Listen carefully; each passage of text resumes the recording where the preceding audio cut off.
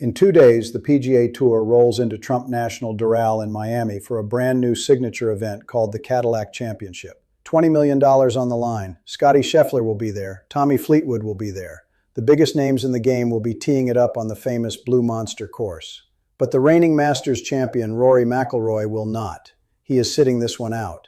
And in the 3 signature events between the Masters and the PGA Championship, Rory McIlroy and Scottie Scheffler will not have crossed paths even once. Not one. And honestly, I understand why he is resting, but a part of me wishes he was teeing it up.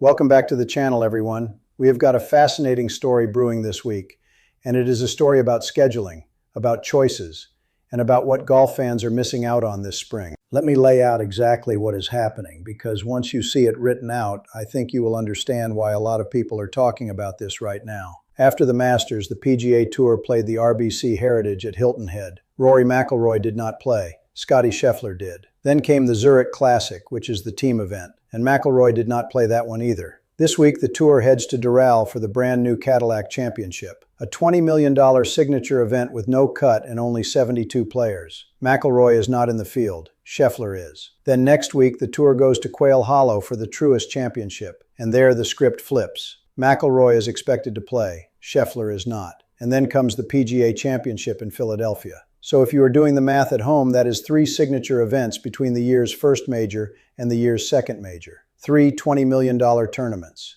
And the reigning Masters champion and the world #1 will have played 0 rounds against each other in any of them.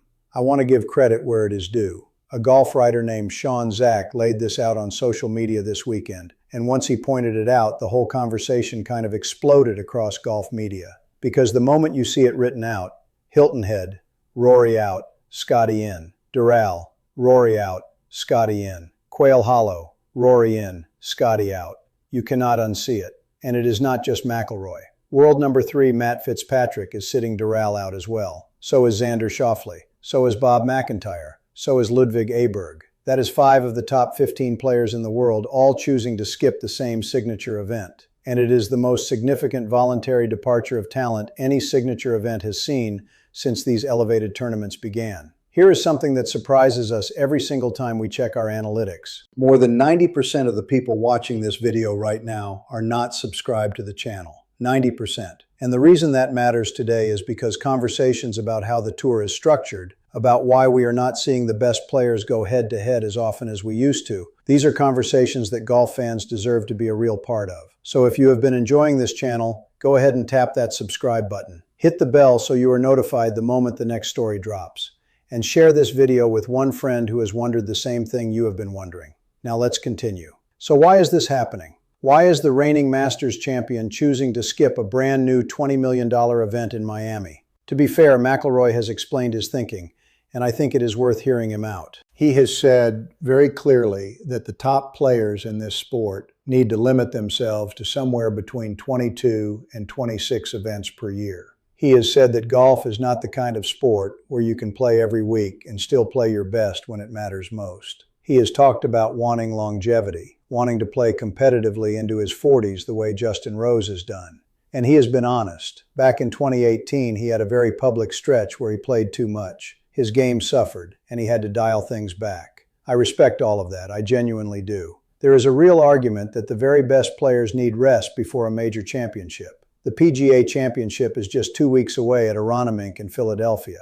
McIlroy has chosen to play one event in those 2 weeks, the Truist at Quail Hollow. And that is a course where he has historically thrived. From his point of view, this is the smart play. Show up rested, show up sharp, show up ready to win another major. But here is where my respectful disagreement comes in, and I want to know if you feel the same way. When the Tour created these signature events, they sold them to us, the fans, as the answer to one of the biggest problems in modern golf. That problem was that the best players were almost never in the same field outside of the 4 majors. And the Tour said, here is the solution.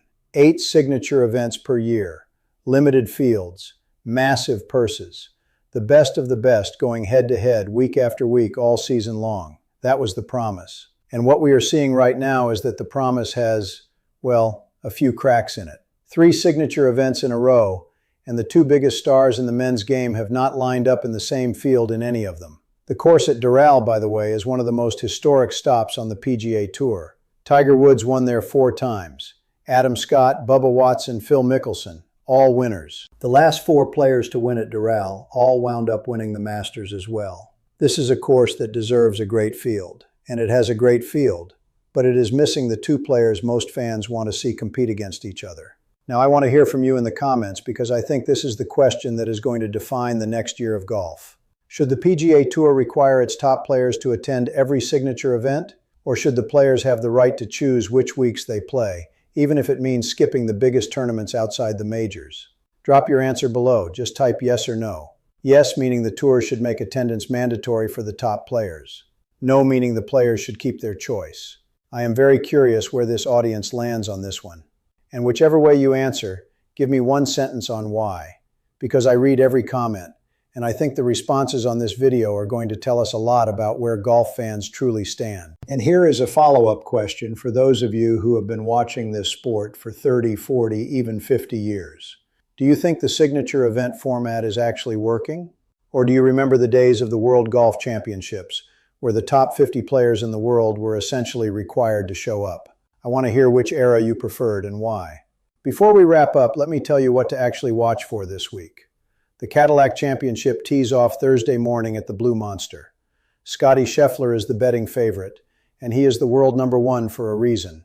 He is the most consistent player in the men's game right now, and Doral is a course that rewards exactly the kind of ball striking that Scheffler does best. Tommy Fleetwood, who has been knocking on the door for years, is in the field. So is Cameron Young, who came incredibly close at the Masters. Patrick Cantlay is in. Justin Thomas is in.